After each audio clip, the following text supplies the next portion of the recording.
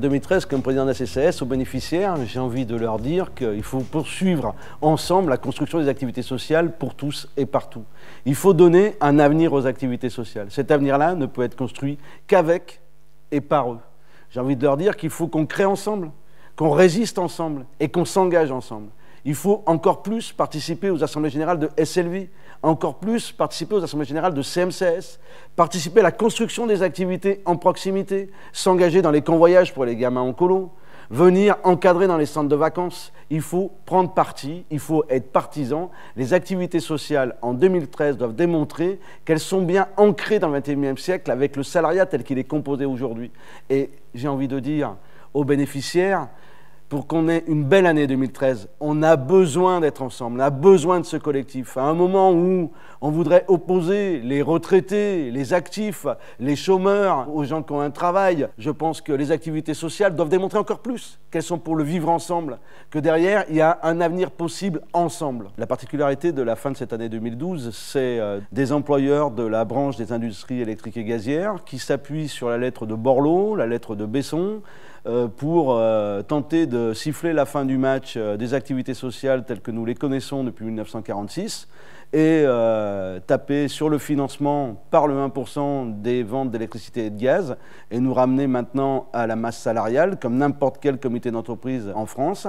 Et ensuite, le deuxième aspect, c'est mettre fin à la gestion par et pour les salariés des industries électriques et gazières, actifs et retraités, en indiquant qu'on nommerait un directeur qui aurait les pleins pouvoirs en lieu et place des pouvoirs légaux donnés par élection par les électriciens et gaziers aux fédérations syndicales. Il faudrait qu'en fait les activités sociales soient la béquille de la politique des employeurs. Nous ne sommes pas la béquille de la politique ni rémunération ni sociale des employeurs. Non, c'est les bénéficiaires seuls peuvent décider. Ce sont eux les citoyens, ce sont eux qui doivent décider. La Cour des comptes avait pointé que les employeurs nous doivent 180 millions d'euros. Ils ne nous les ont pas donnés. Il a fallu se débrouiller seul avec les investissements que nous avons faits collectivement pour permettre d'avoir des activités sociales sur tout le territoire. Et donc, ces investissements-là, il a fallu encore cette année faire des efforts. Nous les avons faits ensemble. Le personnel des activités sociales l'a fait, les bénéficiaires des activités sociales l'ont fait. Et c'est comme ça qu'on se permet de se dire aujourd'hui que nous avons réussi.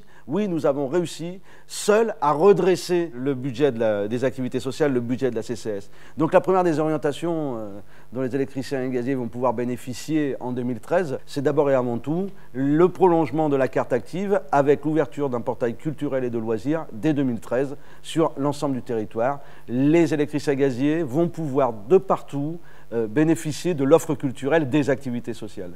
C'est le premier point. Le deuxième point très important, c'est la suite donnée aux assises des pensionnés avec les séjours pour les seniors tels qu'ils nous l'avaient demandé lors de ces assises. Donc, deux points très importants. Je pourrais en rajouter trois grands débats. Un sur effectivement la politique de réseau en termes de vacances qui permettent de répondre aux droits aux vacances des électriciens et gaziers. Le deuxième, c'est le sujet de la restauration méridienne avec un chantier énorme pour que les électriciens et gaziers puissent manger à midi au travail.